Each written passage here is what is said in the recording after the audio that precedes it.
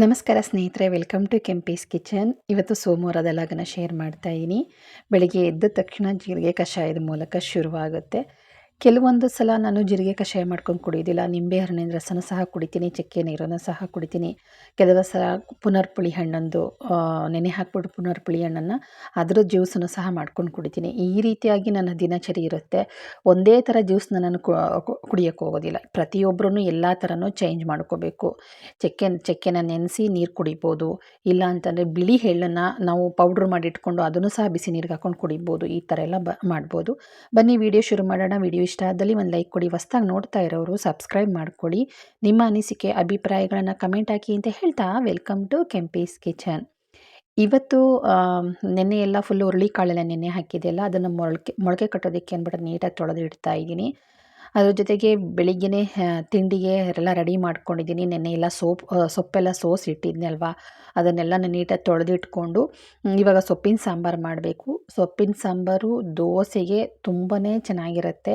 ಇದಕ್ಕೆ ನಾನು ತೆಂಗಿನಕಾಯಿ ಏನೂ ಹಾಕೋದಿಲ್ಲ, ಹಾಗೆ ಮಾಡ್ತೀನಿ. ಅತ್ಯದ್ಭುತವಾಗಿರುತ್ತೆ. ಪ್ರೋಟೀನ್ ಅಂಶ, ಒಳ್ಳೆ ನ್ಯೂಟ್ರಿನ್ಸ್ ಸಿಗುತ್ತೆ ಇದರಲ್ಲಿ ಅಂತಲೇ ಹೇಳ್ಬೋದು. ಬನ್ನಿ, ಸೊಪ್ಪೆಲ್ಲ ನೀಟಾಗಿ ಎಲ್ಲ ಸೋಸಿ ಇಟ್ಕೊಂಡಿದೆ, ಅದನ್ನೆಲ್ಲನೂ ತೊಳ್ಕೊಂಬಿಡೋಣ. ಸ್ವಲ್ಪ ಉಪ್ಪನ್ನು ಹಾಕಿ ಒಂದು 5 ನಿಮಿಷ ನೀರಿನಲ್ಲಿ ನೆನೆ ಹಾಕಿಟ್ಕೊಂಡ್ರೆ ಅದರಲ್ಲಿರೋ ಮಣ್ಣೆಲ್ಲ ಚೆನ್ನಾಗಿ ಬಿಡುತ್ತೆ. ಆವಾಗ ನೀಟಾಗಿ ಒಂದು ಚೂರು ಮಣ್ಣಿರೋದಿಲ್ಲ. ಈಗ ಮಾಮೂಲಿ ನಾರ್ಮಲ್ ನೀರಲ್ಲಿ ನೆನೆ ಹಾಕಿದ್ರೆ ಸ್ವಲ್ಪ ಮಣ್ಣು ಮರಳೋದ ರೀತಿ ಸಿಗುತ್ತೆ. ಅದೇ ಒಂದು ಸ್ವಲ್ಪ ಒಂದು ಅರ್ಧ ಸ್ಪೂನು ಇಲ್ಲ 1/4 ಸ್ಪೂನಷ್ಟು ಅರಳುಪ್ಪು ಹಾಕ್ಬಿಟ್ಟು ನೆನೆ ಹಾಕಿದ್ರೆ ಒಂದು ಚೂರು ಮಣ್ಣಾಗಲಿ ಅಥವಾ ಕೆಸರಾಗಲಿ ಏನೇ ಅಂಟ್ಕೊಂಡಿದ್ರು ಸೊಪ್ಪಿಗೆ ಅದ್ರ ಕಾಂಡಕ್ಕೆಲ್ಲ ಬಿಟ್ಟೋಗ್ಬಿಡುತ್ತೆ. ಒಂದೇ ಸಲ ತೊಳೆದ್ರೆ ಸಾಕು, ಆದರೆ ಇನ್ನೊಂದು ಸಲ ತೊಳೆಯೋಣ ಅಂತ ಮನಸ್ಸಾಗುತ್ತೆ. ಅಷ್ಟು ಗಲೀಜಾಗಿರುತ್ತೆ ನೀರು ಮಾತ್ರ, ಯಾಕೆಂದರೆ ನೀಟಾಗಿ ತೊಳೆದಂಗೆ ಇರುತ್ತಲ್ವ. ಹಾಗಾಗಿ ಈಗ 3 ಥರ ಸೊಪ್ಪನ್ನು ತಗೊಂಡಿದೆ ಅಲ್ವಾ. ನೆನ್ನೆ ಸಬ್ಬಸಿಗೆ ಸೊಪ್ಪು, ಹಾಗೆ ಮೆಂತ್ಯ ಸೊಪ್ಪು, ದಂಟಿನ ಸೊಪ್ಪು, ಕೊತ್ತಂಬರಿ ಸೊಪ್ಪು, ಕರಿಬೇವು ಸೊಪ್ಪು ಇಷ್ಟನ್ನು ಹಾಕ್ಕೊಂಡಿದ್ದೀನಿ. 5 ಥರ ಸೊಪ್ಪಾಯಿತು ಅಲ್ಲಿಗೆ. ಇದಕ್ಕೆ ಏನೇನು ಮಸಾಲೆ ಬೇಕು ಅದನ್ನೆಲ್ಲ ರೆಡಿ ಮಾಡ್ಕೊಳ್ತೀನಿ. ಹಸಿಮೆಣಸಿನಕಾಯಿ, ಕರಿಬೇವು ಸೊಪ್ಪನ್ನು ತಗೊಂಡಿದ್ದೀನಿ. ಹಾಗೆ ಬೆಳ್ಳುಳ್ಳಿನ ನಾನು ನೀಟಾಗಿ ಸಿಪ್ಪೆ ತೆಗೆದು ಬಿಡಿಸಿಟ್ಕೊಂಡಿದ್ದೀನಿ. ಸಿಪ್ಪೆ ಸಹಿತ ಹಾಕಿದ್ರೆ ಚೆನ್ನಾಗಿರೋದಿಲ್ಲ, ಸಿಪ್ಪೆ ಬಿಡಿಸಿ ಇಟ್ಕೋಬೇಕು. ಇದೊಂದು ಸಾಂಬಾರ್ಗೆ ನಾನು ಹಾಗೆ ಮಾಡೋದು. ಹಾಗೆ ಟೊಮೊಟೊ ಸುಮಾರು ಸಣ್ಣದು 3 ಟೊಮೊಟೊ, ಹುಳಿ ಟೊಮೊಟೊನ ತೊಗೊಂಡಿದ್ದೀನಿ. ನಿಮಗೆ ಹುಳಿ ಕಡಿಮೆ ತಿಂತೀನಿ ಅನ್ನೋದಾದರೆ 1 ಹಾಕ್ಕೊಳ್ಳಿ. ಇಲ್ಲ ಅಂತಂದರೆ ನಾವು ಉಪ್ಪು ಹುಳಿ ಖಾರ ಚೆನ್ನಾಗಿ ತಿಂತೀವಿ ಅನ್ನೋದಾದರೆ ನಾನು ಹೇಳ್ದಷ್ಟನ್ನು ಹಾಕ್ಕೊಳ್ಳಿ, ಆಯಿತಾ. ತುಂಬ ದಪ್ಪ ಕಟ್ಟು ಬೇಡ, ಸೊಪ್ಪಿನ ಕಟ್ಟು ಮೀಡಿಯಮ್ ಸೈಜ್ ಇರಲಿ. ನೋಡಿರ್ಬೋದು ನೆನ್ನೆ ನಾನು ಯಾವ ಥರ ಕಟ್ಟಿತ್ತು ಅಂತ ತೋರಿಸಿದ್ನಲ್ವ, ಅದೇ ಥರನೇ ಎಲ್ಲನೂ ಒಂದೊಂದು ಕಟ್ಟು ಹಾಕ್ಕೊಂಡು ಮಾಡ್ತಾ ಇರೋದು. ಹಾಗೆ ಈರುಳ್ಳಿನ ಬಿಡಿಸಿ ಹಾಕ್ಕೊಳ್ತಾ ಇದ್ದೀನಿ. ಟೊಮೊಟೊ ಎಲ್ಲ ಕಟ್ ಮಾಡ್ಕೊಂಡಾದಮೇಲೆ ಈರುಳ್ಳಿನೂ ಅಷ್ಟೇ ಜಾಸ್ತಿ ಏನು ಹಾಕೋದಿಲ್ಲ. 2 ಅಥವಾ 3 ಸಣ್ಣದು ಮೀಡಿಯಮ್ ಸೈಜ್ ಈರುಳ್ಳಿ ತೊಗೊಂಡಿದ್ದೀನಿ, 2 ಹಾಕ್ತೀನಿ.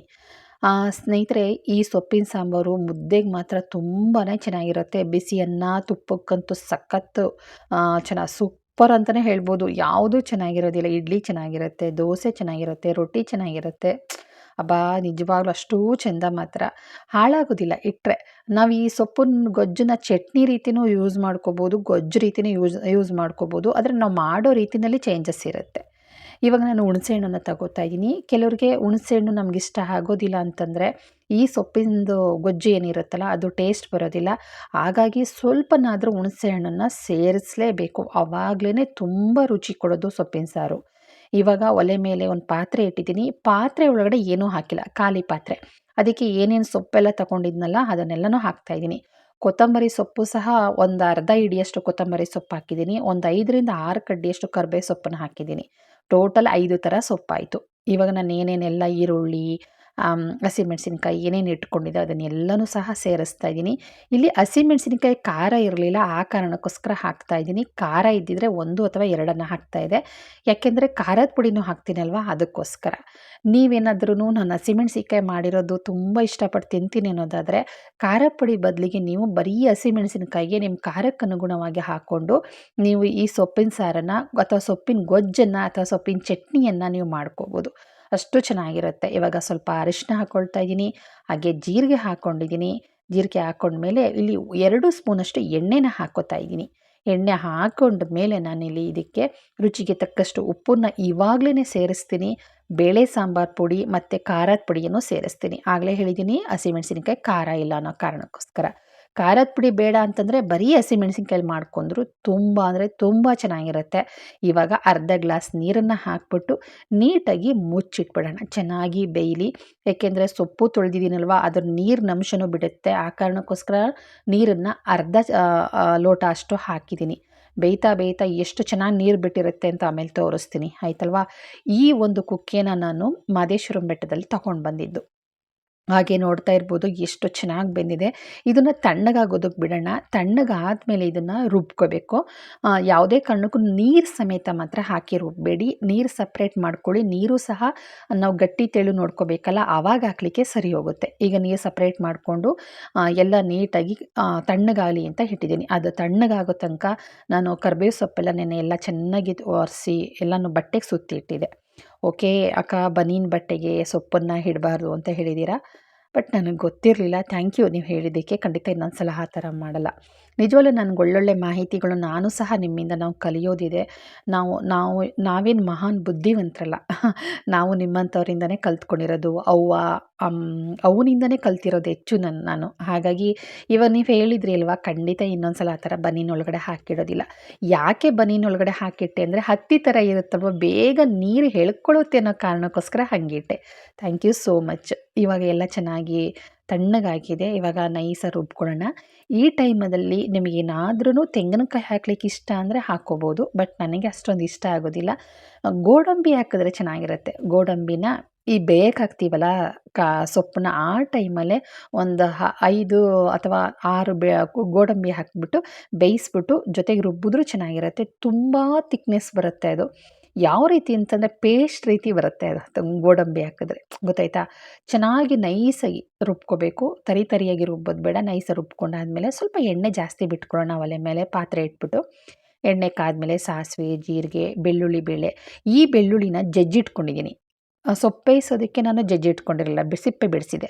ಇದು ಜಜ್ಜಿಟ್ಟಿರೋ ಬೆಳ್ಳುಳ್ಳಿ ಬೇಳೆ ಹಾಕ್ಕೊಂಡು ಒಣಮೆಣಸಿನ್ಕಾಯಿ, ಕರಿಬೇವು ಸೊಪ್ಪು ಹಾಕಿ ಚೆನ್ನಾಗಿ ಹುರ್ಕೋತೀನಿ. ಹುರ್ಕೊಂಡಾದ ಮೇಲೆ ಈರುಳ್ಳಿ ಸೇರಿಸ್ತೀನಿ. ಇದಕ್ಕೆ ಒಂದು ಸಣ್ಣ ಈರುಳ್ಳಿನ ಸಣ್ಣದಾಗಿ ಕಟ್ ಮಾಡಿ ಇಟ್ಕೊಂಡಿದ್ದೆ, ಅದನ್ನು ಸೇರಿಸಿ ಚೆನ್ನಾಗಿ ಬಾಡಿಸ್ಕೋಬೇಕು. ಒಗ್ಗರಣೆಗೆ ನಾವು ಜಜ್ಜಿ ಹಾಕೋದ್ರಿಂದ ಬೆಳ್ಳುಳ್ಳಿನ ಏನಾಗುತ್ತೆ ಗೊತ್ತಾ, ಅದ್ರ ಘಮ ಚೆನ್ನಾಗಿ ಬರುತ್ತೆ, ಫ್ಲೇವರು ಚೆನ್ನಾಗಿರುತ್ತೆ. ಜೊತೆಗೆ ಅದರ ನಾರಿರುತ್ತಲ್ಲ, ಅದು ಫೈಬರ್ ಅಂಶ ಇರುತ್ತೆ. ಹಂಗಂತೀರಾ ಬೇಯಕ್ಕೆ ಮಾತ್ರ ಆ ಥರ ಹಾಕಿದ್ರಿ ಅಂತಂದ್ರಿ, ಅದು ಬೇಯಿಸೋಕೆ ಹಾಕೋದಕ್ಕೆ ಕಾರಣ ಏನಂತಂದರೆ ಬಾಯಿಗೆ ಸಿಗುತ್ತೆ, ತಿನ್ನೋಕ್ಕಾಗೋದಿಲ್ಲ, ಕೂದಲು ಸಿಕ್ತಂಗಾಗುತ್ತೆ. ಆ ಕಾರಣಕ್ಕೋಸ್ಕರ ಅದಕ್ಕೆ ಸಿಪ್ಪೆ ತೆಗೆದು ಹಾಕಿರೋದು. ಇವಾಗ ನೀಟಾಗಿ ರುಬ್ಕೊಂಡಿರೋದೆಲ್ಲನೂ ಹಾಕ್ಬಿಟ್ಟು ಹುರ್ಕೊಳ್ಳೋಣ. ಏನು ಉರಿಯೋ ಅವಶ್ಯಕತೆಯೂ ಇಲ್ಲ, ಆಲ್ರೆಡಿ ಎಲ್ಲ ಬೆಂದೋಗಿದೆ. ಆದ್ರೂ ಒಗ್ಗರಣೆನೆಲ್ಲ ಒಂದ್ಸಲ ಚೆನ್ನಾಗಿ ಹುರ್ಕೊಳ್ಳೋಣ. ನನಗೆ ಗೊಜ್ಜು ರೀತಿ ಬೇಡ, ನನಗೆ ಈ ಥರ ಚಟ್ನಿ ರೀತಿಯೇ ಇಷ್ಟ ಅನ್ನೋದಾದರೆ ಇದೇ ರೀತಿ ಚಟ್ನಿ ಥರನೇ ಮಾಡ್ಕೊಂಡು ತಿನ್ಬೋದು. ಇದರಲ್ಲಿ ಏನೂ ಟೇಸ್ಟ್ ಏನು ಬದಲಾಗೋದಿಲ್ಲ. ಇಲ್ಲ ನನಗೆ ಸ್ವಲ್ಪ ಗೊಜ್ಜು ರೀತಿ ಬೇಕು, ಸ್ವಲ್ಪ ತೆಳುವಾಗಿರಬೇಕು ಅಂತಂದರೆ ಬೇಕಾದ್ರೆ ನೀವು ಒಂದು ಸ್ವಲ್ಪ ನೀರು ಹಾಕೋಬೋದು. ಈಗ ನೋಡೋದ್ರಲ್ಲ, ಸೊಪ್ಪು ಬೇಯಿಸಿರೋ ನೀರು, ಆಯಿತಾ. ಸೊಪ್ಪು ಬೇಯಿಸಿರೋ ನೀರು ನೋಡಿಕೊಂಡು ನಿಮ್ಗೆ ಹೆಂಗೆ ಬೇಕೋ ಆ ರೀತಿಯಾಗಿ ಈ ಗೊಜ್ಜನ್ನು ರೆಡಿ ಮಾಡ್ಕೊಳ್ಳಿ. ಗಟ್ಟಿ ಬೇಕಾ ತೆಳು ಬೇಕಾ ನೋಡಿಕೊಂಡು. ಇದ್ರ ಜೊತೆಗೆ ದೋಸೆ ಮಾಡ್ತಾಯಿದ್ದೀನಿ. ತುಂಬ ಅಂದರೆ ತುಂಬಾ ಚೆನ್ನಾಗಿರುತ್ತೆ ಸ್ನೇಹಿತರೆ. ಹಾಗೆ ನಿನ್ನೆ ಕಮೆಂಟ್ಗೆ ಒಂದು ಉತ್ತರ ಕೊಡಲೇಬೇಕು.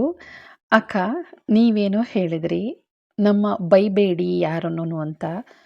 ನಮ್ಮ ಅತ್ತೆ ಮಾವ ಮತ್ತು ಅವ್ರ ತಂಗಿನ ತುಂಬ ಚೆನ್ನಾಗಿ ನೋಡಿಕೊಂಡ್ರು. ನಮ್ಮ ಗಂಡ ಅಷ್ಟು ತಂದೆ ತಾಯಿನ ತುಂಬ ಚೆನ್ನಾಗಿ ನೋಡ್ಕೊಂಡಿದ್ದಾರೆ. ನಮ್ಮ ಅತ್ತೆ ಮಾವನ್ನ, ಅವ್ರ ತಂಗಿನೂ ತುಂಬ ಚೆನ್ನಾಗಿ ನೋಡ್ಕೊಂಡಿದ್ದಾರೆ. ಆದರೆ ಅವರೆಲ್ಲ ಸೇರಿಕೊಂಡು ನನ್ನ ಗಂಡನಿಗೆ ಮೋಸ ಮಾಡಿದ್ದಾರೆ ಅಂತ ಹೇಳಿದ್ರಿ. ನಾನು ಹೇಳೋದು ಇಷ್ಟೇ, ಮೋಸ ನಡೆದೋಗಿದೆ. ಅವರು ಬದುಕಿದಾರಾ ಸತ್ತಿದಾರಾ ನಮಗೆ ಗೊತ್ತಿಲ್ಲ. ಒಂದು ಪಕ್ಷ ಬದುಕಿದ್ರು ಸಹ ಅಥವಾ ಒಂದು ಪಕ್ಷ ಸತ್ತಿದ್ರು ಸಹ ನೀವು ಯಾವುದೇ ಕಾರಣಕ್ಕೂ ಅವ್ರೇನಾರು ಸತ್ತಿದ್ರೆ ಎಡೆ ಹಾಕಬೇಕಾದ್ರೆ ಬೈಕೊಂಡೇ ಆಗಲಿ ಅಥವಾ ಶಾಪ ಹಾಕ್ಕೊಂಡೇ ಆಗಲಿ, ನೀವೇನಾದ್ರೂ ಎಡೆ ಹಾಕಿದ್ರೆ ಅಥವಾ ಏನಾದ್ರೂ ನಿಮ್ಮ ನಾದ್ನಿಗೆ ಏನಾದ್ರೂ ಸೀರೆ ಕೊಡ್ತಾಯಿದ್ರೆ ಗೌರಿ ಹಬ್ಬಕ್ಕೆ ಬೈಕೊಂಡು ಅಂದ್ಕೊಂಡು ಹಾಡ್ಕೊಂಡು ನೀವು ಕೊಟ್ಟರೆ ನಿಮ್ಮ ಮನೆ ಹೇಳಿಗೆ ಆಗೋದಿಲ್ಲ.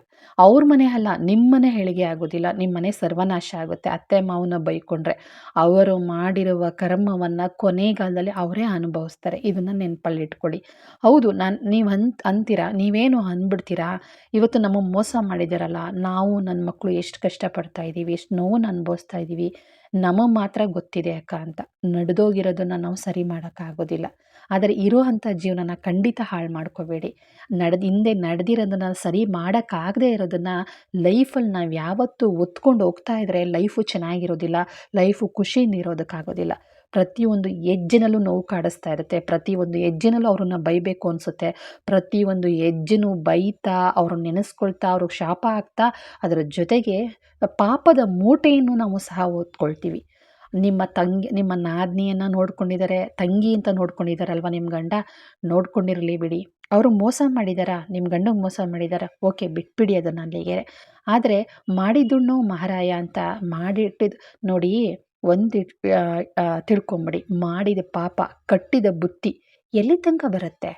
ನಾವು ಬುತ್ತಿನ ಕಟ್ಟಿಟ್ಕೊಂಡು ಎಷ್ಟು ದಿನ ನಾವು ಇಟ್ಕೋಬೋದು ಆ ಬುತ್ತಿನ? 1 ದಿನ, 2ನೇ ದಿನ, 3ನೇ ದಿನ ಆ ಬುತ್ತಿ ಕಕ್ಕ ವಾಸನೆ ಬರುತ್ತೆ. ಅದೇ ಥರನೇ ಮಾಡಿದ ಪಾಪ ಕಟ್ಟಿದ ಬುತ್ತಿ ಎಲ್ಲಿ ಕೊನೆವರೆಗೂ ನಮ್ಗೆ ಯಾವುದೇ ಕಾರಣಕ್ಕೂ ಕೊನೆ ಹೇರಿಸೋದಕ್ಕೆ ಸಾಧ್ಯ ಇಲ್ಲ. ಅದನ್ನು ತಿಳ್ಕೊಳ್ಳಿ. ನಾನು ಹೇಳೋದಿಷ್ಟೇ. ನಾನು ಏನೇ ನಿಮಗೆ ಸಮಾಧಾನ ಮಾಡಿದ್ರೂ ನೀವು ಅನುಭವಿಸ್ತಿರೋ ನೋವು, ಅನುಭವಿಸ್ತಿರೋ ಅವಮಾನಗಳು, ಸಂಕಟಗಳು ಅದು ನಿಮಗೆ ಗೊತ್ತಿರುತ್ತೆ. ಆದರೆ ನಾನು ಹೇಳಬೇಕಾಗಿರೋದನ್ನು ನಾನು ಹೇಳಿದ್ದೀನಿ. ಖಂಡಿತ ಬೇಜಾರು ಮಾಡ್ಕೋಬೇಡಿ. ಒಂದು ಪಕ್ಷ ಅತ್ತೆ ಮಾವ ಸತ್ತಿದ್ರೆ ಖಂಡಿತ ಬೈಕೊಂಡು ಶಾಪ ಹಾಕ್ಕೊಂಡು ಎಡೆ ಹಾಕಬೇಡಿ. ಏನಾದರೂ ನಾದಿನಿಗೆ ಅರಿಶಿನ ಕುಂಕುಮ ಕೊಡ್ತಾಯಿದ್ರೆ, ವರ್ಷಕ್ಕೊಂದ್ಸಲ ಸೀರೆ ಕೊಡ್ತಾಯಿದ್ರೆ, ಅಥವಾ ಮನೆ ಕರೆದು ನೀವೇನಾದರೂ ಭಾವಣಿಕೆ ಮಾಡೋಕ್ಕೂ ಇಟ್ಕೊಂಡಿದ್ರೆ ಖಂಡಿತ ಬೈಯೋಕ್ಕೆ ಹೋಗಬೇಡಿ. ಒಂದು ಪಕ್ಷ ಅತ್ತೆ ಮಾವ ಬದುಕಿದ್ರೂ ಸಹ ಬೇರೆಯವ್ರ ಹತ್ರ ನಮ್ಮ ಅತ್ತೆ ಮಾವ ನಾನು ಮೋಸ ಮಾಡಿದ್ರು ಅಂತ ಹೇಳೋಕ್ಕೆ ಹೋಗಬೇಡಿ. ಲೈಫು ಖಂಡಿತ ಚೇಂಜ್ ಆಗುತ್ತೆ. ನಿಮ್ಮ ಅತ್ತೆ ಮಾವ ಬದುಕಿದ್ದು, ನಿಮ್ಮ ಅತ್ತೆ ಮಾವ ನಿಮ್ಮ ಮೋಸ ಮಾಡಿದರೆ ಹಿರಿ ಮಗನಿಗೆ ಖಂಡಿತ ಶಾಪ ಹಾಕಕ್ಕೆ ಹೋಗ್ಬೇಡಿ. ಲೈಫು ಚೇಂಜ್ ಆಗುತ್ತೆ, ಇದಂತೂ ನಿಜ. ಒಂದು ಪಕ್ಷ ನಿಮ್ಮ ಅತ್ತೆ ಮಾವನ ನೀವು ಬೈತಾ ಇದ್ದರೆ ಏನಾಗುತ್ತೆ ಗೊತ್ತಾ? ನಿಮ್ಮ ಮಕ್ಕಳಿಗೆ ಎಜುಕೇಷನಲ್ಲಿ ತೊಂದರೆ ಆಗುತ್ತೆ. ಆಮೇಲೆ ಮಕ್ಕಳಿಗೆ ಪದೇ ಪದೇ ಹುಷಾರು ತಪ್ತಾ ಇರ್ತಾರೆ ಮನೆಯಲ್ಲಿ. ಜೊತೆಗೆ ಮಕ್ಕಳು ನಿಮ್ಮ ಮಾತನ್ನು ಕೇಳೋದಿಲ್ಲ. ನೀವು ಏತ ಅಂದರೆ ಅವು ಪೇತಿ ಅಂತ ಹೇಳ್ತವೆ, ಬೇಡ ಅಂದರೆ ಅವು ಬೇಕು ಅಂತವೆ, ಬೇಕು ಅಂದರೆ ಬೇಡ ಅಂತ ಹೇಳ್ತವೆ. ಆ ರೀತಿ ಆಡೋಕ್ಕೆ ಶುರು ಮಾಡ್ತವೆ ಮಕ್ಕಳು. ಗಂಡ ಹೆಂಡತಿಗೆ ಎಷ್ಟೇ ಗಂಡ ಹೆಂಡತಿ ಚೆನ್ನಾಗಿ ಕಿತ್ತಾಡಲಿ, ಮಲ್ಕೊಳ್ಳುವಾಗ ನೆಮ್ಮದಿಯಾಗಿ ನಿದ್ದೆ ಮಾಡಬೇಕು. ಬಟ್ ಅದನ್ನು ಕಳ್ಕೋಬೇಕಾಗುತ್ತೆ. ಹುಷಾರಾಗಿರಿ. ಆ ಕಾರಣಕ್ಕೋಸ್ಕರ ಹೇಳ್ತಾ ಇದ್ದೀನಿ, ಯಾರೇನೇ ಮೋಸ ಮಾಡಿದ್ರೂ ಖಂಡಿತ ಬೈಯೋಕ್ಕೆ ಹೋಗ್ಬೇಡಿ ಎಡೆ ಇಡಬೇಕಾದ್ರೆ. ಜೊತೆಗೆ ಇನ್ನೊಂದು ಕಿವಿ ಮಾತು ಪ್ರತಿಯೊಬ್ಬರಿಗೂ ಹೇಳ್ತೀನಿ, ಮನೆಯಲ್ಲಿ ನೀವು ಹಬ್ಬ ಹರಿದಿನಗಳನ್ನ ಮಾಡ್ತಾ ಇದ್ದೀರಾ, ಮಕ್ಕಳು ಒಂದು ತಪ್ಪು ಮಾಡ್ತವೆ, ಒಂದು ಏನೋ ನಡೆಯುತ್ತೆ, ಖಂಡಿತ ಬೈಯೋಕ್ಕೆ ಹೋಗಬೇಡಿ. ಹೊಡೆಯೋದು ಮಕ್ಕಳಿಗೆ ಅದನ್ನೆಲ್ಲ ಮಾಡಬೇಡಿ. ಖಂಡಿತ ಅವತ್ತಿನ ದಿನ ನಿಮ್ಮ ಕೈಲಿ ಆದರೆ ಆ ಮಕ್ಳಿಗೆ ಒಂದು 10 ರೂಪಾಯಿ ಕೊಟ್ಟು ಸಮಾಧಾನ ಮಾಡಿ ಖುಷಿಪಡಿಸಿ, ಮಕ್ಕಳು ಖುಷಿಯಾಗಿರೋಂಗೆ ನೋಡ್ಕೊಳ್ಳಿ. ಅದರ ಜೊತೆಗೆ ಗಂಡನ ಜೊತೆ ಜಗಳ ಆಡೋಕ್ಕೆ ಹೋಗಬೇಡಿ. ಸಾಧ್ಯ ಆಯಿತು ಅಂತಂದರೆ ಗಂಡನ ಕೈಯಲ್ಲಿ ಹಣೆಗೆ ಸಿಂಧೂರ, ತಾಳಿಗೆ ಒಂದು ಹಣೆಗೆ ಕುಂಕುಮ, ತಲೆಗೆ ಸಿಂಧೂರ, ತಾಳಿಗೆ ಒಂಚೂರು ಅರಿಶಿನ ಕುಂಕುಮ ಇಡಿಸ್ಕೊಳ್ಳಿ. ಖಂಡಿತ ಲಕ್ಷ್ಮೀ ದೇವಿ ಅಂತೂ ಖಂಡಿತ ಒಲಿತಾರೆ. ಪ್ರತಿಯೊಬ್ಬರಿಗೂ ಹೇಳೋದಿಷ್ಟೇ, ಆ ಥರ ಮಾಡಿ. ಅಕ್ಕ, ನನಗೆ ಗಂಡ ಇಲ್ಲ, ನಾನೇನು ಮಾಡಲಿ ಅಂತ ನೀವು ಅಂದ್ಕೋಬೋದು. ಗಂಡ ಇಲ್ಲದೇ ಇದ್ರೆ ಏನಾಯಿತು? ನೀವೇ ಹಣೆಗೆ ಅರಿಶಿನ ಕುಂಕುಮನ ಇಟ್ಕೊಳ್ಳಿ, ಹೆದರ್ಕೊಳ್ಳೋ ಅವಶ್ಯಕತೆ ಇಲ್ಲ. ಅರ್ಥ ಆಯ್ತಾ? ನಿಮ್ಮ ಮಕ್ಕಳ ಕೈಯಲ್ಲಿ ನೀವು ಹಣೆಗೆ ಇಡಿಸ್ಕೊಳ್ಳಿ, ನಿಮ್ಮ ಮಕ್ಕಳಿಗೆ ನೀವು ಹಣೆಗಿಡಿ. ಗಂಡ ಇಲ್ಲದೇ ಇದ್ರೆ ಏನಾಯಿತು? ಆಯ್ತಲ್ವ? ಮಕ್ಕಳ ಕೈಯಲ್ಲಿ ಗಂಡ ಇಲ್ಲದವರು ತಾಳಿಗೆ ಮಾತ್ರ ಮಕ್ಕಳ ಕೈಯಲ್ಲಿ ಕುಂಕುಮ ಇಡಿಸ್ಬೇಡಿ. ತಾಳಿ ಹಾಕ್ಕೊಂಡಿದ್ರೆ, ಗಂಡ ಇಲ್ಲದೇನೋ ಹಾಕ್ಕೊಂಡಿದ್ರೆ ಇಡಿಸ್ಬೇಡಿ, ನೀವೇ ಇಟ್ಕೊಳ್ಳಿ. ಆದರೆ ಗಂಡ ಇದ್ದರೆ ದಯವಿಟ್ಟು ಅಟ್ಲೀಸ್ಟ್ ಒಂದು ಮನೆ ದೇವರು ಪೂಜೆಲಾದರೂ ಸರಿ, ಮನೆ ದೇವರು ವಾರದಲ್ಲಾದರೂ ಸರಿ, ಅಥವಾ ವಾರದಲ್ಲಿ ಯಾವುದೇ ದಿನ ಆದರೂ ಸರಿ, ಗಂಡನ ಕೈಲಿ ಇದೊಂದು ಕೆಲಸ ಮಾಡಿ. ಖಂಡಿತ ದರಿದ್ರ ಬರೋದಿಲ್ಲ. ಗಂಡ ಹೆಂಡತಿ ಎಷ್ಟೇ ಕಿತ್ತಾಡಿರಿ ಅಪ್ಪ, ಎಷ್ಟೇ ಕಚ್ಚಾಡಿರಿ, ದಯವಿಟ್ಟು ಮಲ್ಕೊಳ್ಳೋ ಟೈಮಲ್ಲಿ ಮಾತ್ರ ಯಾವುದೇ ಕಾರಣಕ್ಕೂ ಹಿಂದೆ ನಡೆದಿರೋದು, ಮುಂದೆ ಆಗೋದು, ಇಲ್ಲದೆಲ್ಲ ಯೋಚನೆ ಮಾಡ್ಕೊಂಡು ಕೊರಕೋದು, ಆ ಥರ ಎಲ್ಲ ಮಾಡ್ದೇನೆ ಹಾಸಿಗೆ ಮೇಲೆ ಹೋಗಿ ತಲೆ ಕೊಟ್ಟ ತಕ್ಷಣ ಇಬ್ಬರು ಖುಷಿಯಿಂದ ಸಂತೋಷದಿಂದ ಮುಂದೆ ಏನಾದರೂ ಆಗಲಿ, ಹಿಂದೆ ಏನಾದರೂ ನಡೆದಿರಲಿ, ನಾನಿದ್ದೀನಿ ನಿಮಗೆ ಅಂತ ಹೇಳಿ. ಗಂಡ ಹೇಳ್ತಾರೋ ಬಿಡ್ತಾರೋ ನನಗೆ ಗೊತ್ತಿಲ್ಲ, ನೀವಂತೂ ಖಂಡಿತ ಹೇಳಿ. ಒಬ್ಬ ಗಂಡಸಿಗೆ ಆನೆ ಬಲ ಬರೋದೇ ಆಗಲೇ. ಒಂದು ಹೆಣ್ಣು ಅವಳು ಏನು ಮಾಡ್ತಾಳೋ ಬಿಡ್ತಾಳೋ ಬೇಡ ರೀ, ನಾನಿದ್ದೀನಿ ಮುನ್ನುಗ್ಗಿ ಅಂತ ಅನ್ನಿ, 10 ಆನೆ ಬಲ ಬಂದ್ಬಿಡುತ್ತಂತೆ ಗಂಡು ಮಕ್ಕಳಿಗೆ. ಹಾಗಾಗಿ ದಯವಿಟ್ಟು ಬೆಂಬಲ ಕೊಡಿ, ಬೈಯೋಕ್ಕೆ ಹೋಗಬೇಡಿ. ನಿಮ್ಮಪ್ಪ ನಮಗೆ ಆಸ್ತಿ ಕೊಡಲಿಲ್ಲ, ನಿನ್ನ ತಂಗಿ ನಾನು ಮೋಸ ಮಾಡಿದ್ಲು, ನಿನ್ನ ತಂಗಿಗೆ ಎಷ್ಟೇ ಮಾಡಿದ್ರು ಅಷ್ಟೇ, ನಾಯಿ ಮಾಡು ನಾತ, ದೇವ್ರು ಮಾಡು ದೃಷ್ಟ ಅಂತ ನಿನ್ನ ತಂಗಿಗೆ ಎಷ್ಟೇ ಮಾಡು, ಅವಳ ಕೈಲಿ ನಾನು ಒಳ್ಳೆಯವಳು ಅನ್ನಿಸ್ಕೊಳ್ಳೋಕ್ಕಾಗಲ್ಲ, ಅವಳಿಗೆ ಸಾಕು ಅನ್ಸೋಕ್ಕಾಗಲ್ಲ. ನಿಮ್ಮ ಅಪ್ಪ ಅಮ್ಮನೂ ಅಷ್ಟೇ, ನನ್ನ ಕಂಡು ಪ್ರೀತಿ ಇಲ್ಲ, ಆ ಮಗನ ಕಂಡ್ರೆ ಇಷ್ಟ, ಈ ಮಗಳು ಕಂಡ್ರೆ ಇಷ್ಟ ಅಂತ ನೀವು ಅನ್ಬೋದು. ಅವ್ರು ಏನಾದರೂ ಇದು ಮಾಡ್ಕೊಳ್ಳಿ, ಅವ್ರು ಯಾವ ಥರನಾದರೂ ಇದು ಮಾಡ್ಕೊಳ್ಳಿ. ಯಾವುದೇ ಕಾರಣಕ್ಕೂ ಏನನ್ನೂ ಮಾತಾಡೋಕ್ಕೆ ಹೋಗಬೇಡಿ. ಏ ಯಾರ ಹತ್ರನೂ ಏನೂ ಮಾತಾಡೋಕ್ಕೆ ಹೋಗಬೇಡಿ. ಒಂದು ಪಕ್ಷ ನಿಮ್ಮ ಅತ್ತೆ ಮಾವ ಬಂದ್ರಾ, ಊಟಕ್ಕೆ ಬಡಿಸಿ. ಬರಲಿಲ್ವಾ, ಯಾಕೆ ಬರಲಿಲ್ಲ ಅಂತ ಕೇಳಿ. ನಿಮ್ಮ ಕೈ ಸಾಧ್ಯ ಆದರೆ ಊಟ ತೊಗೊಂಡೋಗಿ ಕೊಡಿ. ಇಲ್ವ ನನ್ನ ಕೈಲಿ ಊಟ ತೊಗೊಂಡೋಗಿ ಕೊಡಲ್ಲ, ನಾನು ಅವ್ರ ಮನೆಗೆ ಹೋಗಲ್ಲ ಅಂದರೆ ಬಿಟ್ಟಾಕ್ಬಿಡಿ. ಯಾರ ಹತ್ರನೂ ನಮ್ಮ ಅತ್ತೆ ಮಾವ ಹಿಂಗೆ ಮಾಡಿದ್ರು, ಹಂಗೆ ಮಾಡಿದ್ರು, ನನ್ನ ಮೋಸ ಮಾಡಿದ್ರು, ನಂಗೆ ಅನ್ಯಾಯ ಮಾಡಿದ್ರು ಅಂತ ಹೇಳೋಕ್ಕೆ ಹೋಗಬೇಡಿ. ನಿಮ್ಮ ಲೈಫೇ ಚೇಂಜ್ ಆಗುತ್ತೆ. ನಿಜವಾಗ್ಲೂ ಜೀವನದಲ್ಲಿ ನೆಮ್ಮದಿ ಕಾಣಬೇಕು, ಬದುಕಿನಲ್ಲಿ ಸಂತೋಷ ಕಾಣಬೇಕು, ಲೈಫಲ್ಲಿ ಏಳಿಗೆ ಆಗಬೇಕು. ನಮ್ಮ ಕೈಯಲ್ಲಿ ಯಾವತ್ತೂ ದುಡ್ಡು ಓಡಾಡ್ತಾ ಇರಬೇಕು, ಬಡತನ ಬರಬಾರ್ದು ಅಂತಂದರೆ ಇದಿಷ್ಟನ್ನು ಫಾಲೋ ಮಾಡಿ. ನೀವು ಮನಿ ಸೇವಿಂಗ್ಸ್ ಮಾಡ್ತಿರೋ ಬಿಡ್ತಿರೋ ಗೊತ್ತಿಲ್ಲ, ನೀವು ದುಡಿತಿರೋ ಬಿಡ್ತಿರೋ ಗೊತ್ತಿಲ್ಲ. ಭಗವಂತ ಯಾವ ಕಡೆ ರೂಪದಿಂದಾದರೂ ಖಂಡಿತ ಒಳ್ಳೇದು ಮಾಡ್ತಾರೆ. ಮೊದಲು ಗಂಡನಿಂದ ತಾಳಿಗೆ ಅರ್ಶಿನ ಕುಂಕುಮ ಇಡಿಸ್ಕೊಳ್ಳಿ. ಅತ್ತೆ ಮಾವ ಸತ್ತಿದ್ರು ಬೈಯೋಕ್ಕೆ ಹೋಗಬೇಡಿ, ಬದುಕಿದ್ರೂ ಬೈಯೋಕ್ಕೆ ಹೋಗಬೇಡಿ. ಅದು ನಾದ್ನಿದಿರ್ನೂ ಅಷ್ಟೇ ಬೈಯೋದಕ್ಕೆ ಹೋಗಬೇಡಿ. ಹಬ್ಬ ಹರಿದಿನಗಳಲ್ಲಿ ಮಕ್ಕಳಿಗೆ ಗಂಡನಿಗೆ ಬೈಯೋಕ್ಕೆ ಹೋಗಬೇಡಿ. ಏನೋ ತಪ್ಪು, ಏಕೆಂದರೆ ಕರ್ಮ ಅನ್ನೋದು ಬಿಡೋದಿಲ್ಲ. ಹಬ್ಬಗಳಲ್ಲೇ ಜಗಳ ತೆಗಿಸುತ್ತೆ, ಗಂಡ ಹೆಂಡತಿ ಕಿತ್ತಾಡೋಂಗಾಗುತ್ತೆ. ಒಂದು ಪಕ್ಷ ನನಗೆ ಹಬ್ಬ ಮಾಡೋಕ್ಕಾಗಲಿಲ್ಲ ಅಂದ್ರೂ ಹಬ್ಬ ಮಾಡದೇರೇನಾಯಿತು, ಮುಂದಿನ ವರ್ಷ ಮಾಡ್ಕೊಳ್ಳೋಣ ಅಥವಾ ನೆಕ್ಸ್ಟ್ ವಾರ ಮಾಡ್ಕೊಳ್ಳೋಣ ಅಂತ ಸಮಾಧಾನ ಪಟ್ಕೊಳ್ಳಿ. ಹಬ್ಬ ಮಾಡೋಕ್ಕಾಗಲಿಲ್ಲ ಅಂತಂದ್ಬಿಟ್ಟು ಹೆಣ್ಮಕ್ಳಿಗೆ ಸಿಕ್ಕಾಬಟ್ಟೆ ಕೋಪ ಬಂದ್ಬಿಟ್ಟು ಎಲ್ಲ ನಿನ್ನಿಂದನೇ ತಗೊಂಡೋಗಿ ನಿಮ್ಮ ಅಪ್ಪ ಅಮ್ಮಂಗೆ ಕೊಟ್ಟೆ, ನಿನ್ನ ತಂಗಿಗೆ ಮಾಡಿದೆ, ನಿಮ್ಮ ಅಕ್ಕಂಗೆ ಮಾಡಿದೆ, ಇವತ್ತು ನೋಡು ನಿಮ್ಮ ಅಣ್ಣ ತಮ್ಮದಿರಿಗೆಲ್ಲ ಮಾಡಿಬಿಟ್ಟು ನೀವು ಬರೀ ಕೈ ಆಗಿದೆಯಾ ಅಂತ ಬೈತಿರಲ್ವಾ, ಆ ಕೆಲಸ ಮಾಡೋಕ್ಕೆ ಹೋಗಬೇಡಿ. ಇಷ್ಟೇ. ಅಯ್ಯೋ ಬಿಡ್ರಿ, ಇವತ್ತೆಲ್ಲ ನಾಳೆ ಮಾಡ್ಕೊಂಡ್ರಾಯ್ತು. ಆಯ್ಸ ಇದ್ರೇನು ಪಾಯಸಕ್ಕೇನು ಕಡಿಮೆನಾ, ಮಾಡ್ಕೊಂಡ್ರಾಯ್ತು. ಅಯ್ಯೋ ಇವತ್ತೇ ಹಬ್ಬದ ದಿನವೇ ಹಬ್ಬದ ಅಡುಗೆ ಊಟ ಮಾಡ್ಕೋಬೇಕಾ? ನಮ್ಗೆ ಯಾವತ್ತು ಭಗವಂತ ಕೊಡ್ತಾನೆ ಆವತ್ತೇ ಯುಗಾದಿ. ನಾನು ಯಾವತ್ತು ಬಟ್ಟೆ ತಗೋತೀನಿ ಆವತ್ತು ಯುಗಾದಿ, ಯಾವತ್ತು ಅಡುಗೆ ಊಟ ಮಾಡ್ತೀನೋ ಅವತ್ತೇ ದೀಪಾವಳಿ, ಯಾವತ್ತು ನಾನು ಸೀರೆ ಬಟ್ಟೆ ಎಲ್ಲ ತಗೋತೀನೋ ಅವತ್ತೇ ಗೌರಿ ಹಬ್ಬ ಅಂತ ತಿಳ್ಕೊಂಡು ಜೀವನ ಮಾಡಿ. ಖಂಡಿತ ಒಳ್ಳೆಯದಾಗುತ್ತೆ. ಇದನ್ನು ನಾನು ನನ್ನ ಜೀವನಕ್ಕೆ ಅಳವಡಿಸ್ಕೊಂಡಿದ್ದೀನಿ.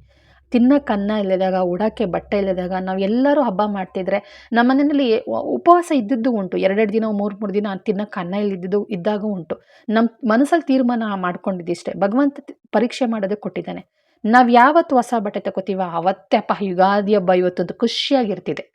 ಯಾವತ್ತು ನಮ್ಮ ಮನೆಯಲ್ಲಿ ಸಿಹಿ ಒಂದು ಕೇಸರಿ ಬಾತ್ ಮಾಡಿ, ಒಂದು ಅಚ್ಚುಕಟ್ಟಾಗಿ ಅನ್ನ ಸಾಂಬಾರು ಮಾಡಿಬಿಟ್ರೆ, ಇವತ್ತು ನಮ್ಮ ಮನೇಲಿ ದೀಪಾವಳಿ ಹಬ್ಬ ಅಪ್ಪ, ಗೌರಿ ಹಬ್ಬ ಅಪ್ಪ ಅನ್ಕೊಂಡು ಅವತ್ತೇ ಖುಷಿಯಿಂದ ಇರ್ತಿದ್ವಿ. ಆ ರೀತಿ ಇರೋದಕ್ಕೇ ಇವತ್ತು ಭಗವಂತ ಒಂದು ತುತ್ತು ಅನ್ನ ಇಟ್ಟಿದ್ದಾರೆ. ನಮಗೆ ಮೋಸ ಮಾಡಿಲ್ಲ ಅಂತ ತಿಳ್ಕೊಬೇಡಿ, ನಮಗೂ ಮೋಸ ಮಾಡಿದ್ದಾರೆ, ನಮಗೂ ವಂಚನೆ ಮಾಡಿದ್ದಾರೆ. ಆದರೆ ನನ್ನ ಗುರು ಹೇಳ್ಕೊಟ್ಟಿದ್ದಿಷ್ಟೇ, ಬೈಬೇಡ, ಶಾಪ ಹಾಕಬೇಡ, ಮಕ್ಕಳಿಗೆ ಹೊಡಿಬೇಡ, ಮುಸ್ಸಂಜೆ ಮುಕ್ಕತ್ಲು ಅಂದ್ಕೊಂಡು ಮಕ್ಕಳಿಗೆ ಹೊಡೆಯೋದು, ಬೈಯೋದು, ಗಂಡನಿಗೆ ಬೈಯೋದು ಅದನ್ನೆಲ್ಲ ಮಾಡಬೇಡ. ಇದರಿಂದ ಪಾಪ ಕರ್ಮಗಳು ಇನ್ನೂ ಜಾಸ್ತಿ ಆಗುತ್ತೆ, ನಿನ್ನ ಮನಸ್ಸು ನೆಮ್ಮದಿ ಹಾಳಾಗುತ್ತೆ. ಮುಂದೆ ಬೆಳಕಿದೆ, ಆ ಬೆಳಕು ಕಾಣಿಸೋದಿಲ್ಲ, ಕತ್ಲೆ ಕವಿದ್ಬಿಡುತ್ತೆ. ಬಾಳಿನ ದಾರಿ ತುಂಬ ದೂರ ಉದ್ದ ಇದೆ ಅಮ್ಮ, ನೀನು ನಡ್ಕೊಂಡೋಗಿ ಆ ಗುರಿನ ಮುಟ್ಟಬೇಕು. ಗುರಿ ಮುಟ್ಟಬೇಕು ಅಂದರೆ ಇದನ್ನೆಲ್ಲ ನೀನು ತಡೆ ಹಿಡಿಬೇಕು, ನೀನು ಇದನ್ನೆಲ್ಲ ನಿಲ್ಲಿಸ್ಬೇಕು. ಆಗಲೇ ನೀನು ದೂರದಲ್ಲಿರೋ ಬೆಳಕು ನಿನ್ನ ಕಣ್ಣು ಕಾಣೋದು, ಇಲ್ಲಾಂದರೆ ಕಣ್ಣಿಗೆ ಕಾಣೋದಿಲ್ಲ ಅಂತ ನನ್ನ ಗುರು ಹೇಳ್ಕೊಟ್ಟಿದ್ದಾರೆ. ನನ್ನ ಗುರು ಹೇಳ್ಕೊಟ್ಟಿರೋದಕ್ಕೆ ನಾನು ನನ್ನ ಜೀವನದಲ್ಲಿ ಇವತ್ತು ನಿಮ್ಮ ಮನಸ್ಸು ಬಿಚ್ಚಿ ಮಾತಾಡ್ತಾ ಇದ್ದೀನಿ. ಯಾಕೆ ಅಂತಂದರೆ ನಿಜ, ನಿಮ್ಮ ನೋವು ನನಗೆ ಅರ್ಥ ಆಗುತ್ತೆ, ಆಗಲ್ಲ ಅಂತಲ್ಲ. ಆದರೆ ದಯವಿಟ್ಟು ಅರ್ಥ ಮಾಡ್ಕೊಳ್ಳಿ, ಬಿಟ್ಬಿಡಿ, ಅದನ್ನು ತಗೊಂಡು ಹೋಗಬೇಡಿ. ಖಂಡಿತ ಭಗವಂತ ನಿಮಗೊಂದು ಮುಂದೆ ಒಂದು ದಾರಿ ಇದೆ, ಅದಂತೂ ನಿಜ. ಯಾರೇ ಆದರೂ ಅಷ್ಟೇ ಬಿಟ್ಬಿಡಿ, ಅದನ್ನು ಕ್ಯಾರಿ ಮಾಡ್ಕೊಂಡು ಹೋಗಬೇಡಿ. ನಿಮ್ಮ ಮನಸ್ಸು ನೆಮ್ಮದಿ ಹಾಳಾಗುತ್ತೆ. ಗಂಡ ಹೆಂಡತಿ ಖುಷಿಯಿಂದಿರಿ ಅಂತಲೇ ಹೇಳ್ತೀನಿ. ಮಕ್ಕಳು ಅಷ್ಟೇ, ಯಾವತ್ತೇ ಆದ್ರೂ ಒಂದು ಕೋಪ ಬಂತ, ನಿಮ್ಗೇನಾದ್ರು ಬೈಬೇಕು ಅನ್ನಿಸ್ತಾ, ಒಬ್ಬರೇ ನಿಂತ್ಕೊಂಡು ಫೋಟೋ ಮುಂದೆ ಕೂತ್ಕೊಂಡು ದೇವ್ರ ಮುಂದೆ ಏನು ಬೇಕು ಮನಸ್ಸೋ ಇಚ್ಛೆ ಬೈಕೊಂಬಿಡಿ. ನಿಜವಾಗ್ಲೂ ಮನಸ್ಸೋ ಇಚ್ಛೆ ಬೈಕೊಂಬಿಡಿ. ಆದರೆ ದಯವಿಟ್ಟು ಯಾರಿಗೂ ಶಾಪ ಹಾಕೋಕ್ಕೆ ಹೋಗಬೇಡಿ, ಯಾರನ್ನೂ ಅನ್ನೋಕ್ಕೆ ಹೋಗಬೇಡಿ. ನೆಲ ಬಡಿದು ಶಾಪ ಹಾಕ್ತಾರೆ ಕೆಲವರು. ನಟಿಕೆನ ಕಟ ಅಂತ ನಟಿಕೆ ತೆಗಿತಾರೆ. ಅದನ್ನೆಲ್ಲ ಮಾಡೋಕ್ಕೆ ಹೋಗಬೇಡಿ ಅಂತ ಹೇಳ್ತೀನಿ. ಹಾಗೆ ಬಿಡಿ, ಈಗ ಅದನ್ನೆಲ್ಲ ಮಾಡಬೇಡಿ. ಜೋಪಾನ ಅಂತ ಹೇಳ್ತೀನಿ. ಮುಂದೆ ಬರೋದು ಹಬ್ಬ ಅಲ್ವಾ, ಆ ಕಾರಣಕ್ಕೆ ಹೇಳಿದೆ. ಖುಷಿಯಿಂದ ಇರಿ. ಅರ್ಧೋಗಿರೋ ಬಟ್ಟೆ ಹಾಕೊಂಡ್ರೂ ಪರವಾಗಿಲ್ಲಪ್ಪ, ಹೊಲ್ದುಬಿಟ್ಟು ಹಾಕೊಳ್ಳಿ. ಅರ್ಧೋಗಿದ್ರೂ ಪರವಾಗಿಲ್ಲ, ಹಳೆ ಬಟ್ಟೆ ಆದರೂ ಪರವಾಗಿಲ್ಲ, ನೀಟಾಗಿ ವಾಶ್ ಮಾಡಿ ಅದನ್ನು ಅರ್ಧೋಗಿದ್ರೆ ಹೊಲಿರಿ, ಹಾಕ್ಕೊಳ್ಳಿ. ಆಯಿತಾ? ರಾಗಿ ಮಿಲ್ ಮಾಡಿಸ್ಕೊಬರ್ಬೇಕಾಗಿತ್ತು, ಅದಕ್ಕೋಸ್ಕರ 5 kg ರಾಗಿ ಹಾಕ್ಕೊಂಡಿದ್ದೀನಿ. ಸಾಮಾನ್ಯ ರಾಗಿ ಮುದ್ದೆಗೆ ನಾನು ಇದೇ ಥರನೇ ಪ್ರೋಸೆಸ್ಸು. ಒಂದು 3/4 ಪಾವಷ್ಟು ಉದ್ದಿನ ಕಾಳು, ಒಂದು ಅರ್ಧ ಪಾವಷ್ಟು ಮೆಂತ್ಯ ಹಾಕಿದ್ದೀನಿ, ಒಂದು 1 ಪಾವಷ್ಟು ಅಕ್ಕಿ ಹಾಕಿದ್ದೀನಿ, ಒಂದೆರಡು ಪಾವಷ್ಟು ಗೋಧಿ ಹಾಕಿದ್ದೀನಿ. ಇಷ್ಟನ್ನು ಚೆನ್ನಾಗಿ ಮಿಕ್ಸ್ ಮಾಡಿದ್ದೀನಿ. ಜೀರಿಗೆ ಹಾಕೋದನ್ನು ತೋರಿಸ್ಲಿಲ್ಲ, ಸಾರಿ, ಅದೊಂದು ತೋರಿಸ್ಬೇಕಾಗಿತ್ತು, ತೋರಿಸ್ಲಿಲ್ಲ. ವಿಡಿಯೋ ಆಗಿದೆ ಅಂದ್ಕೊಂಡಿದ್ದೀನಿ, ವಿಡಿಯೋನೇ ಆಗಿರಲಿಲ್ಲ ಅದು. ಆ ಕಾರಣಕ್ಕೋಸ್ಕರ ಹಾಕೋಕ್ಕಾಗಲಿಲ್ಲ. ಒಂಚೂರು 1-2 ಸ್ಪೂನು 3 ಸ್ಪೂನಷ್ಟು ಜೀರಿಗೆ ಹಾಕಿ ಚೆನ್ನಾಗಿ ಮಿಕ್ಸ್ ಮಾಡಿಬಿಟ್ಟು ಮಿಲ್ಲಿಗೆ ಕೊಡ್ತೀನಿ. ರಾಗಿ ಮುದ್ದೆ ತುಂಬ ಚೆನ್ನಾಗಾಗುತ್ತೆ. ಮೆಂತ್ಯದ ಮುದ್ದೆ ಹೇಗೆ ಮಾಡೋದು ಅಂತಂತ ವಿಡಿಯೋ ಮಾಡಿದ್ದೀನಿ. ಅದ್ರ ಲಿಂಕು ಸುಮಾರು ಸಲ ಶೇರ್ ಮಾಡಿದ್ದೀನಿ. ಖಂಡಿತ ವಿಡಿಯೋ ಬೇಕು ಅಂದರೆ ಖಂಡಿತ ಮೆಂತ್ಯದ ಮುದ್ದೆದ ವಿಡಿಯೋನ ಲಿಂಕ್ ಹಾಕ್ತೀನಿ ಬೇಕಾದವ್ರಿಗೆ, ಆಯಿತಾ ಸ್ನೇಹಿತರೆ. ಈ ನನ್ನ ಪುಟ್ಟ ವಿಡಿಯೋನ ನಾನು ಇಲ್ಲಿಗೆ ಮುಗಿಸ್ತಾ ಇದ್ದೀನಿ. ಈ ವಿಡಿಯೋ ಏನಾದರೂ ಇಷ್ಟ ಆಯಿತು ಅಂದರೆ ಲೈಕ್ ಕೊಡಿ, ಹೊಸ್ದಾಗಿ ನೋಡ್ತಾ ಇರೋರು ಸಬ್ಸ್ಕ್ರೈಬ್ ಮಾಡ್ಕೊಳ್ಳಿ. ನಿಮ್ಮ ಅನಿಸಿಕೆ ಅಭಿಪ್ರಾಯಗಳನ್ನ ಕಮೆಂಟ್ ಹಾಕಿ ಅಂತ ಹೇಳ್ತೀನಿ. ಜೀವನ ಅನ್ನೋದು ಇಷ್ಟೇ, ಮುಂದೆ ಇರುತ್ತೆ ಅಂತ ಗೊತ್ತಿಲ್ಲ, ಮುಂದಿನ ಜನ್ಮ ನಮಗೆ ಗೊತ್ತಿಲ್ಲ, ಇದೆಯೋ ಇಲ್ವೋ ಗೊತ್ತಿಲ್ಲ. ಆದರೆ ಇರೋಷ್ಟು ದಿನ ಖುಷಿಯಿಂದಿರೋಣ, ಸಂತೋಷವಾಗಿರೋಣ. ಮಾಡಿದ್ದುಣ್ಣೋ ಮಹಾರಾಯ ಅಂತ ಯಾರೇ ಪಾಪ ಕರ್ಮಗಳನ್ನ ಮಾಡಿದರೂ ಅವರವರೇ ಊಟ ಮಾಡಬೇಕು. ನಾವು ಒಳ್ಳೇದು ಮಾಡಿದ್ರೆ ಭಗವಂತ ಒಳ್ಳೇದು ಕೊಡ್ತಾರೆ. ಪ್ರತಿ ಸಲ ವರ್ಷಕ್ಕೊಂದ್ಸಲ ನಮಗೆ ಎಕ್ಸಾಮ್ ಹೆಂಗಿರುತ್ತೋ ಹಂಗೆ ಪರಮಾತ್ಮ ನಮ್ಮ ರಾಶಿ ಫಲಕ್ಕೆ ಬಂದಾಗ ಬರ್ತಾರೆ, ಶನಿಮಾತ್ಮ. ಅವ್ರು ಬಂದಾಗ ಯಾರು ಕರ್ಮ ಮಾಡಿರ್ತಾರೋ ಅವ್ರು ನೋಡ್ಕೊಳ್ಳೋ ಮಟ್ಟಕ್ಕೆ ಕೊಡ್ತಾರೆ. ಅದನ್ನು ಖಂಡಿತ ತಡೆಯೋಕ್ಕಾಗಲ್ಲ, ನೀವು ತಡೆಯೋಕ್ಕಾಗೋದಿಲ್ಲ.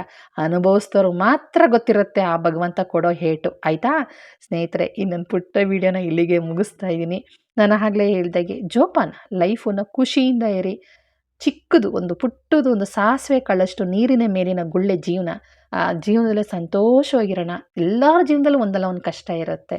ಈ ಒಬ್ಬೊಬ್ರದ್ದು ಬದುಕು ಬೇರೆ ಬೇರೆ ಥರ ಇರ್ಬೋದು. ಕಷ್ಟ ಅನ್ನೋದು ಎಲ್ಲರಿಗೂ ಇದ್ದೇ ಇರುತ್ತೆ. ಇರೋನಿಗೆ ಒಂಥರ, ಇಲ್ಲದವ್ರು ಒಂಥರ ಇರುತ್ತೆ. ಆನೆ ಭಾರ ಆನೆಗೆ, ಇರುವೆ ಭಾರ ಇರುವೆಗೆ ಅಲ್ವಾ. ಅದರ ಕಷ್ಟ ಅವ್ರವ್ರು ಮಾತ್ರ ಗೊತ್ತಿರುತ್ತೆ ಅಂತ ಹೇಳ್ತೀನಿ. ಏನಾದರೂ ನಿಮ್ಮ ಮನಸ್ಸಿಗೆ ಏನಾದರೂ ನಾನು ನೋವು ಕೊಟ್ಟಿದ್ದರೆ ಖಂಡಿತ ಬೇಜಾರು ಮಾಡ್ಕೋಬೇಡಿ. ಪ್ರತಿಯೊಬ್ಬರಿಗೂ ನಾನು ಹೇಳ್ತಾ ಇರೋದು ಇದನ್ನು ಒಬ್ಬರಿಗೆ ಅಂತ ಅಲ್ಲ, ಎಲ್ಲರಿಗೂ ಹೇಳ್ತಾ ಇದ್ದೀನಿ ಅಂತ ಹೇಳ್ತಾ ಈ ವಿಡಿಯೋನ ಇಲ್ಲಿಗೆ ಮುಗಿಸ್ತಾ ಇದ್ದೀನಿ. Thank you.